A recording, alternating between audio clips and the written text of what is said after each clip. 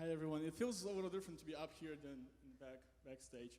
And today I'm here to share with you some stories that God kind of revealed to me in the past few weeks, and especially when we sang the song last week, "The Overcame." And to me, I start thinking about what's really my testimony. What can I share with other people that are not Christian that show them the glory and the mercy of God. And the stories that I'm going to share, they're about how God helped me, how God actually protected me and saved me from actually dying. And the first story is when I was back in the third grade. I try to remember as much as I can, but I had a friend, I can't remember exactly his name, but we decided to go skip school with him. I can't remember exactly whose idea it was, probably his, but as we walking away from school, we were thinking thinking about where should we go, what place should we visit, and as as little boys, we were very excited about going and finding out the most dangerous place in the town. And at that time, there was a medium-sized lake, and the lake was made out of clay. And the reason why it was so dangerous is because there was a lot of whirlpools. And the whirlpools is like a little tornadoes underwater that sucks you underwater and you can drown. And there was actually some serious situation when actual people drowned. So as we come to the lake, we're so excited and we're looking at how the water moves, and actually it's very terrifying too. So we're standing there, and I was holding my backpack, and the type of the backpacks we used to have was a type of a suitcase, like a suitcase. And for some reason, it slipped out from my hand and fell straight into the water. And I wasn't too afraid of the backpack falling in the water. I was more afraid of what's going to happen to me if I come home without a backpack, what my parents are going to tell me. And I can't tell them that I was skipping school. So on that note, I start climbing down. And if any of you worked with clay before, if you mix clay and water together, it becomes very slippery. So I slipped and I fell into the water.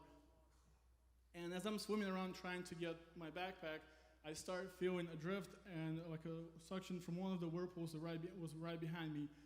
I got very scared, and I yelled to my friend, "Help me." He got a stick and was holding on one end of the stick, and I was holding on to the other end of the stick, and slowly I came out. When I came out, I looked at his face. He was pale and he was very, very scared. So was I. The reason why we were so scared is because there was a lot of scenarios when people actually died and drowned in that lake. And I praise God that God saved me at that moment, and I'm alive. And I'm standing out on the shore, and not only my backpack is wet, now I'm wet from head to toes. So I came home. Of course, I had to explain to my parents what happened, and I was very embarrassed about it. The second story was a few years later. My aunt came from Israel to visit, and all the relatives decided to go on a resort. And the resort was over at the Black Sea in Ukraine. And we stayed over in little cabins, and the way the cabins were designed, it was like a little studio. And in the middle of the studio, there was just one bed, and all the kids usually would sleep on the floor. And one night, everybody except one of my aunts decided to go out on the beach and watch the sunset and the moon rises. And because one of my aunts stayed back, my parents asked her to watch me because I was already asleep inside one of the cabins. And as soon as everybody left, of course, my aunt fell asleep too. And she fell asleep in a different cabin. So as soon as everybody started coming back, I was still sleeping, but everybody started coming back into the cabin where I was sleeping, and they surrounded the bed and they were looking at me. Something just happened. I opened my eyes and I looked. And everybody's around the bed, and I'm kind of confused what's going on. So I sat up and I looked down on the floor, and there was footprints, human footprints all over the floor. And I looked over to where our clothes were, with a closet, and everything was empty. I have 5 siblings in the family, and we brought each of us brought about 2 backpacks with us, and plus my parents got some extra stuff. So we had a lot of clothes, but everything was cleaned out.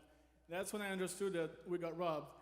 And at that moment, I got very scared because what could have happened to me if I would have woke up at that moment when those bad people were inside the room.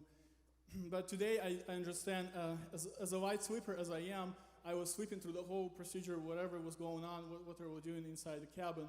And I know that God was protecting me, and his hand was upon me. And the last story, it happened already here in the United States. It happened on the day when Barack Obama was selected the first time. It doesn't have to do anything with my story, but it just helps me to remember the story, the event when it happened. And me and my brother were driving home from the college, and we're super excited because it was Friday and the weekends are coming up. And our grandma called, and she invited us over for lunch to her house. But unfortunately, we never made it to her house because our car got out of the control, and as it was spinning, there was a semi-truck passing on the right, and our car started going. The front of the car was going right in between two main wheels of the trailer.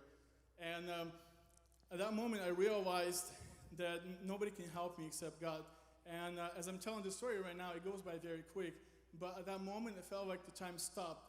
And I looked over to my brother, he looked at me, and we had this thought in our heads, like, that's it, we're done, we're going to die. And we started praying and asking God for mercy and to save us. And for some reason, this particular semi-truck had a toolbox right in the middle.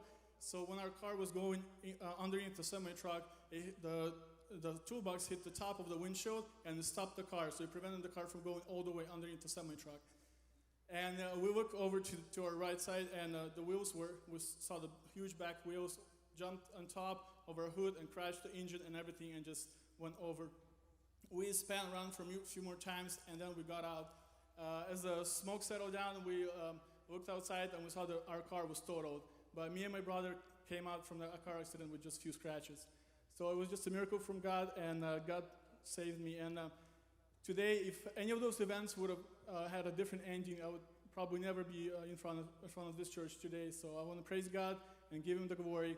And in the future, I want to live every single day and look for his purpose in my life and what he wants me to do in life.